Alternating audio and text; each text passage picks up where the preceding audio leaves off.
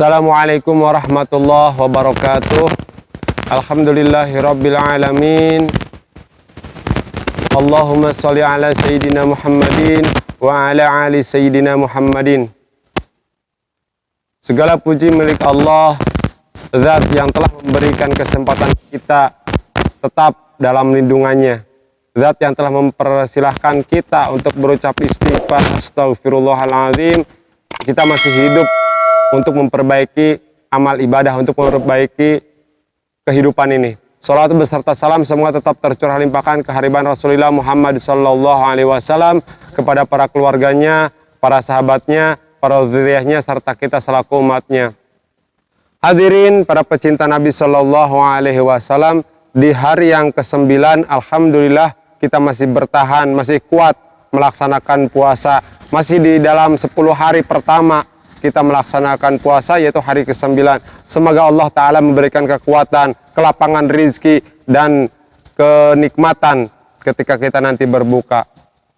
Hadirin para pecinta Nabi SAW, Sayyidina Abu Bakar As-Siddiq radhiyallahu anhu berkata, "Salasun la tudraku bi salasin, al-ghina bil muna, wasababu bil khodobi, wasihatu bil audiyah."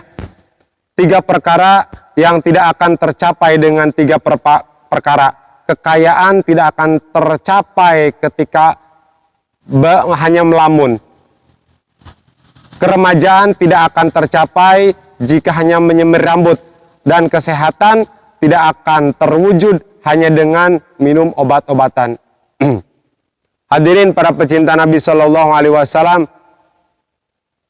betul memang kata Sayyidina Abu Bakar As-Siddiq radhiyallahu anhu, bahwa ketika kita ingin kaya harus bekerja keras.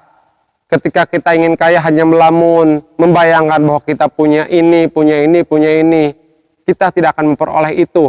Artinya ikhtiar perlu kita lakukan. Dan tidak ada orang kaya karena melamun.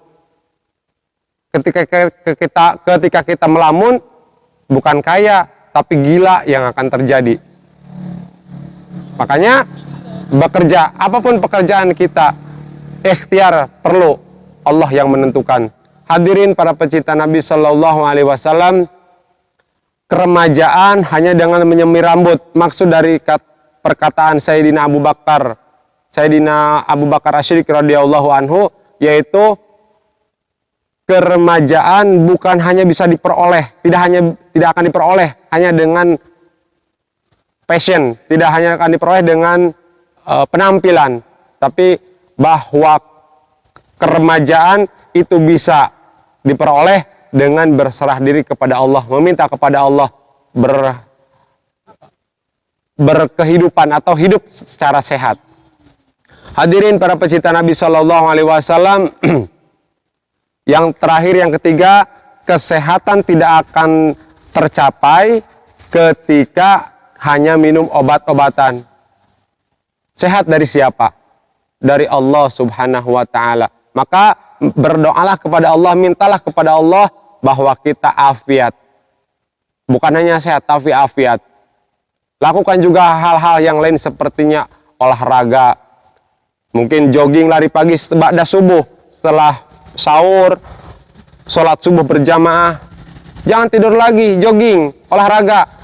Entah itu olahraganya jogging atau bersepeda atau mungkin berkuda, naik kuda, maksudnya berkuda itu, karena ada orang berkuda salah tafsir jadinya berkuda, naik kuda, ya. Atau olahraga yang lain.